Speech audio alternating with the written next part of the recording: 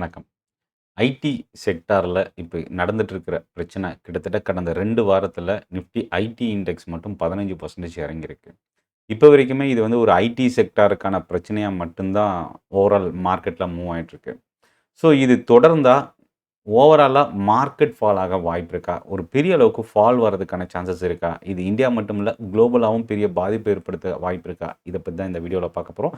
Investor இந்த இடத்துல ID ஸ்டாக்ஸ ஒரு ஆப்பர்ச்சுனிட்டியா இன்வெஸ்ட் பண்ண துவங்கலாமா? இல்ல இந்த ஃபால் ஒரு ஆரம்ப கட்ட ஒரு ஸ்டேஜா? இல்ல இன்னும் இறங்க வாய்ப்பு இருக்கா? இத பத்தி தான் இந்த வீடியோல பார்க்க போறோம். Chennai trading academy subscribers, viewers இந்த வீடியோ உங்களுக்கு யூஸ்ஃபுல்லா இருந்தா சப்ஸ்கிரைப் பண்ணி வாட்ச் பண்ணுங்க. என்னோட டெலகிராம் குரூப்புக்கான லிங்க்கும் நீங்க வீடியோவோட டிஸ்கிரிப்ஷன்ல இருந்து யூஸ் பண்ணிக்கலாம். ஸோ ஃபர்ஸ்ட்டு விஷயம் நம்ம இப்போ என்ன நடந்திருக்கு கரண்ட் சிச்சுவேஷன் அப்டின்னா, ஐடி செக்டார் தொடர்ந்து இறங்கிட்டு இருக்கு. கிட்டத்தட்ட எதிர்பார்க்காத அளவுக்கு selling pressure large investor IT ஸ்டாக்ஸ்லேருந்து கொஞ்சம் கொஞ்சமாக குறைச்சிட்டு இருக்காங்க. இது என்ன காரணம் அப்படின்னா, அவங்களோட கிளவுட் பேஸ்டு சர்வீசஸ் பிஸ்னஸ், அதாவது ஒரு கிளைண்ட்டுக்கிட்ட இருந்து அவங்க ஒரு பிஸ்னஸ் எடுத்து வருஷம் வருஷம் சர்வீஸ் ப்ரொவைட் பண்ணி அது மூலயமா ரெவன்யூ ஜென்ரேட் பண்ணுவாங்க. இப்போ அந்த வேலைய ஒரு ஏஐ வந்து என்டர்பிரைசஸ் மாடல் மூலியமா கிரியேட் பண்ணி அத செய்ய வைக்க முடியும் அப்படின்னு இப்போ ரீசென்ட்டா ஒரு ஏஐ வந்து ஆ குடுத்திருந்தாங்க. ஆந்த்ரோபிக் அப்படின்ற ஒரு company. Enterprises solution, enterprises model அப்படின்ற நேம்ல குடுத்திருந்தாங்க. இப்போ இது ஒரு ஸ்டார்ட்டிங் ஸ்டேஜ் அப்படின்னு சொல்லலாம். இப்போ என்னன்னா இந்த ஆந்த்ரோபிக் லான்ச் பண்ணியிருக்கிற இந்த ஏஐக்கு காம்படிஷனா இன்னும் நெறைய கம்பெனிஸ் தயார் பண்ணிட்டு இருக்கிறாங்க. அப்படி வரும்போது ஓவராலா இந்த ஐடி செக்டார கொலாப்ஸ் பண்றதுக்கான வாய்ப்பு இருக்கு. ஸோ இப்போ ஆந்த்ரோபிக்கே இந்த அளவுக்கு ஒரு பெரிய அளவுக்கு இம்பாக்ட்ட கிரியேட் பண்ணுதுன்னா, இத காம்படிட்டிவ் பண்றதுக்கு அதர் மேஜர் கம்பெனிஸ் இன்னும் ஒர்க் பண்ண ஆரம்பிச்சா, இல்ல அவங்க லான்ச் பண்ண வரும்போது, இது இன்னும் பெரிய பாதிப்பு ஏற்படுத்துறதுக்கும் வாய்ப்பு இருக்கிறதா நம்ம மார்க்கெட்ல அ மேபி ரிசர்ச் கம்பெனிஸ், புரோக்கரேஜஸ் வந்து திங்க் பண்றாங்க. அவங்களோட அப்டேட்ஸ் மூலியமா பார்க்க முடியுது. இப்போ அமெரிக்காவோட மார்க்கெட் என்ன ஸ்டேஜ்ல இருக்கு? முதல் விஷயம், நாஸ்டாக் ரெக்கார்ட் ஹை பார்த்தீங்கன்னா, கடந்த அக்டோபர்ல போயிருந்தது. 2025 அக்டோபர்ல. அதிலிருந்து இப்போ வரைக்குமே இந்த ஒரு 3, 4 மந்த்ஸா ரெக்கார்ட் ஹைக்கு நியர்ல இருக்கு. ஈவன் டவ் ஜோன்ஸும் ரெக்கார்ட் ஹைய பிரேக் பண்ணி 50,000 கிராஸ் ஆயிருந்தது லாஸ்ட் ஒரு 10 டேஸ்ல. பட் ஆனா நாஸ்டாக் இன்னும் ஸ்ட்ரகிள் ஆயிட்டு இருக்கு. இதில நம்ம கவனிக்கக்கூடிய விஷயம் என்னன்னா, இந்த காலண்டர் இயர் ஜான்வரி அண்ட் பிப்ரவரி இப்போ வரைக்கும் நாஸ்டாக் 2% நெகட்டிவ் ரிட்டர்ன்ல இருக்கு. இன் கேஸ் இது டபுள் டிஜிட் டவுன் டர்ன் ஆச்சு அப்படின்னா, இது இன்னும் பெரிய அளவுக்கு ஃபால் வரதுக்கான வாய்ப்பு இருக்கு. ஸோ இப்போ நம்ம நிஃப்டிய பொறுத்தவரைக்கும் எடுத்துக்கிட்டிங்கன்னா, இந்த வாரத்தில மட்டும் கிட்டத்தட்ட ஒரு 0.9% கிட்ட ஃபால் ஆயிருக்கு. அதாவது 223% 223 பாயிண்ட்ஸ் கிட்ட இறங்கியிருக்கு. இதில 8 நாளோட லோவ நிஃப்டி வெள்ளிக்கிழமை பிரேக் பண்ணியிருக்கு. ஆந்த்ரோபிக் ஏஐயோட இம்பாக்ட் அப்படின்னு சொல்லலாம். இந்த impact IT sector overall global, ஏன்னா ஐடி ஸ்டாக்ஸோட வெயிட்டேஜ் நிஃப்டில கொஞ்சம் அதிகமா இருக்கு. அடுத்தது ஐடி இண்டெக்ஸுக்கு வரலாம். 40,300 கிட்டத்தட்ட பிப்ரவரி 3 இதுதான் வந்து ஹையஸ்ட் லெவல் 40,300ன்றது. அங்கிருந்து 8 ட்ரேடிங் செஷன்ல இப்போ 32,700 கிட்ட க்ளோஸ் ஆயிருக்கு. அதாவது 40,300லேருந்து 32,700 அப்படின்றது கிட்டத்தட்ட ஒரு 7,500 பாயிண்ட் கிட்ட இறங்கியிருக்கு இந்த 8 செஷன்ல. நியர்லி இது வந்து பார்த்தீங்கன்னா, ஒரு 78% அப்படின்னு கூட பார்க்கலாம். இப்போ இதில வந்து பார்த்தீங்கன்னா, நம்ம கவனிக்கக்கூடிய விஷயம் சாரி ஒரு 15% வரைக்கும் இறங்கியிருக்க வாய்ப்பு இருக்கு. 30,100 கடந்த அக்டோபர் 2023ல வந்த ஒரு லோயஸ்ட் லெவல். இந்த லெவலுக்கு below Nifty ID index close ஆனா, இன்னும் ஒரு பெரிய அளவுக்கு ஒரு நெகட்டிவ் இம்பாக்ட் ஐடி செக்டார டாமினேட் பண்றதுக்கான வாய்ப்பு இருக்கு. ஸோ அந்த லெவல் உடையணும்னா, இன்னும் பெரிய நெகட்டிவ் நியூஸ் தொடர்ந்து கன்டின்யூ ஆகும்போது, அந்த லெவல பிரேக் பண்ணி உடையறதுக்கான வாய்ப்பு இருக்கு. ஸோ இப்போ இது ஐடி செக்டார் அப்படின்னா, கிட்டத்தட்ட இந்த 2 வாரத்தில போன வாரம் வந்து 7% லாஸ்ட் வீக். இப்போ முடிஞ்ச இந்த வாரம் 8% ஐடி இண்டெக்ஸ் ஃபால் ஆயிருக்கு. ஸோ தொடர்ந்து கன்டினியூஸா 2 வாரத்தில மட்டும் 15% கிட்ட இறங்கியிருக்கு. இப்போ இது கன்டின்யூ ஆகுமா? வரப்போற வாரம் நாஸ்டாக் இண்டெக்ஸ் பவுன்ஸ் பேக் ஆகணும். ஒரு சில முக்கியமா ஜேபி மார்கன் புரோக்கரேஜ் கம்பெனி அவங்க குடுத்திருக்கிறதுல இது வந்து ஒரு டெம்பரவரி இஷ்யூ தான். இது வந்து ஒரு பேனிக் செல்லிங்கா இருக்கு. பட் ஏஐ வந்து ஐடி இண்டஸ்ட்ரியில இன்னும் ஆப்பர்ச்சுனிட்டீஸ இன்னும் அதிகமா கிரியேட் பண்ணும் அப்படின்றதையும் அவங்களோட வியூ குடுத்திருக்கிறாங்க. இந்த மாரி ஒரு சில கம்பெனிஸ் பாசிட்டிவா குடுத்திருந்தாலும், பஸ் மத்த புரோக்கரேஜ் கம்பெனிஸ் ஸ்டில் இன்னும் ஒரு காஷன் தான் அவங்களோட அப்டேட் வந்து குடுத்துருக்காங்க. ஸோ இது ஒரு ரீசனா பார்க்கலாம். இப்போ ஐடி இண்டெக்ஸோட ஃபால், ஐடி இண்டெக்ஸோட முடியுமா? ஓவராலா மார்க்கெட் ஃபாலா மாறுமா? ஆ இல்ல ஃபர்ஸ்ட்டு வந்து அமெரிக்காவ பொறுத்தவரைக்கும் நாஸ்டாக் கிட்டத்தட்ட இந்த டபுள் டிஜிட் ஃபால் இந்த இயர்ல வந்தது அப்டின்னா, ஒரு பேரிஷ் மார்க்கெட்குள்ள டர்ன் ஆச்சுன்னா, அது ஓவராலா ஒரு பெரிய அளவுக்கு செல்லிங் பிரஷர கிரியேட் பண்ண வாய்ப்பு இருக்கு. ஏன்னா, இப்போ ரெக்கார்ட் ஹைக்கு நியர்ல இருக்கு.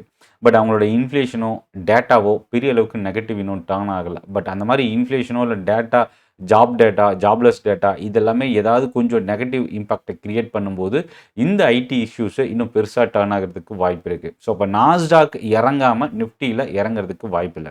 அது ஏன் அப்படின்றத சொல்றேன். 2008 லீமன் பிரதர்ஸ் பேங்கிங் ஒரு பேங்க் வந்து திவாலாச்சு 2008. இதுதான் இந்த 20 வருஷத்துல நடந்த ஒரு பெரிய மேஜர் கிரைசிஸ் அப்படின்னு சொல்லலாம். ஏன்னா 60-70% கிட்ட நம்ம இந்தியன் மார்க்கெட் ஃபால் ஆச்சு. அப்போ ஒரு பேங்கிங் செக்டார்ல நடந்த இஷ்யூல ஓவரால் குளோபல் மார்க்கெட்டே ஃபால் ஆச்சு. பேங்கிங் செக்டார்ன்றது ஓவரால் ஒரு கண்ட்ரிக்கு வந்து பார்த்தீங்கன்னா, ஒரு பேக் போன் அப்படின்னு சொல்லலாம். ஏன்னா ஃபினான்ஷியல் சிஸ்டம் தான் ஒரு மேஜர் குரோத்துக்கான டிரைவர் அப்படின்னு சொல்லலாம். ஸோ, அப்போ ஃபினான்ஷியல் செக்டார்ல அதுவும் முக்கியமா பேங்கிங் இந்த அளவுக்கு திவாலானது ஒரு பெரிய பிரச்சனையா இருந்தது. இப்போ கிட்டத்தட்ட அது பேங்கிங் இப்போ வந்து ஐடி இண்டஸ்ட்ரி. இந்த ஐடி இண்டஸ்ட்ரியோட இதுக்கு முன்னாடி இருந்த பிரச்சனை அப்படி என்னன்னா, டாட்காம் இஷ்யூஸ்ன்னு இருந்தது.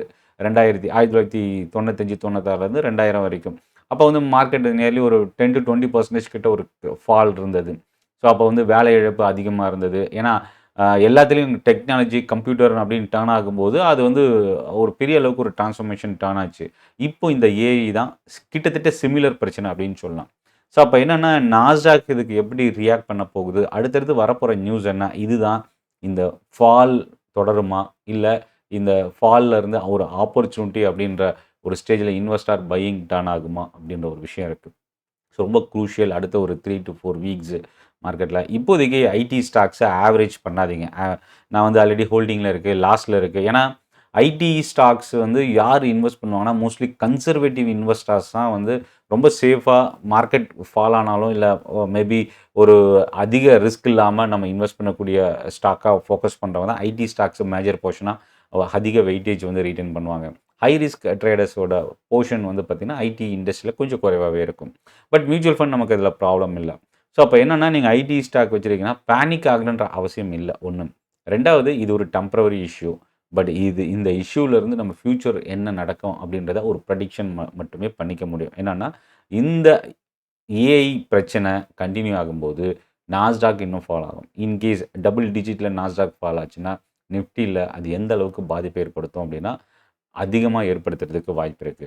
நெறைய புரோக்கரேஜ் கம்பெனிஸ் வந்து நான் சோசியல் மீடியால பார்க்கும்போது 20%லேருந்து 30% வரைக்கும் நிஃப்டி இறங்குறதுக்கு வாய்ப்பு இருக்கு. மேபி 20,000 வரைக்கும் நிஃப்டி ரீச் ஆகுறதுக்கு வாய்ப்பு இருக்கு. இன்கேஸ் நாஸ்டாக் வந்து டபுள் டிஜிட் ஃபால் வந்தது அப்படின்னா அப்படின்றத குடுத்துருக்காங்க. ஏன் அமெரிக்காவோட இண்டெக்ஸ்ல அமெரிக்காவுக்கு இந்தியா வந்து ஏன் இந்த அளவுக்கு ரொம்ப ஒரு டிபெண்டன்ட்டா இருக்கு அப்படின்னா, நம்ம ஐடி இண்டஸ்ட்ரிய பொறுத்தவரைக்கும் அமெரிக்காவ தான் டிபெண்ட் பண்ணியிருக்கிறோம். மோஸ்ட் ஆஃப் த ஐடி கம்பெனிஸோட ரெவென்யூ அமெரிக்காவ டிபெண்ட் பண்ணியிருக்கு.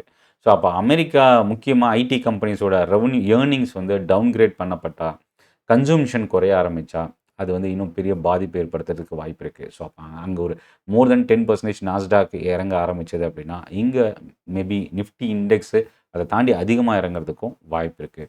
ஸோ, இப்போ இது வந்து வார்னிங் அப்படின்றது இல்ல. நம்ம வந்து பாசிட்டிவ் அண்ட் நெகட்டிவ் ரிஸ்க் என்ன இருக்கு அப்படின்றத நம்ம தெரிஞ்சுக்கிறோம்.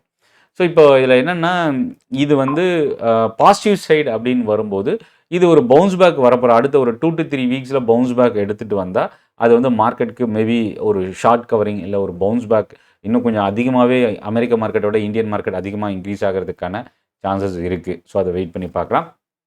இப்போ நம்ம இந்தியாவுக்கு வரலாம். ஸோ, ஃபினான்ஷியலாவும் சரி, எக்கனாமிக்கலாவும் இந்தியா வந்து ரொம்ப ஸ்ட்ராங்கா இருக்கு. ஜிடிபி, இன்ஃப்ளேஷன் ஆர்பிஐயோட கண்ட்ரோல் இருக்கு.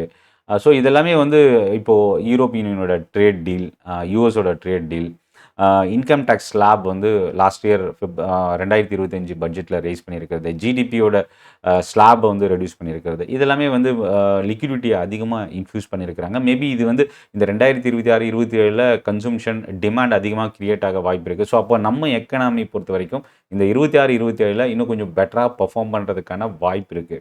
ஸோ, ஆனா இந்த ஏஐ பிரச்சனை தான் கொஞ்சம் ஒரு ஸ்பீட் பிரேக்கர் அப்படின்னு சொல்லலாம் இந்தியாவ பொறுத்தவரைக்கும்.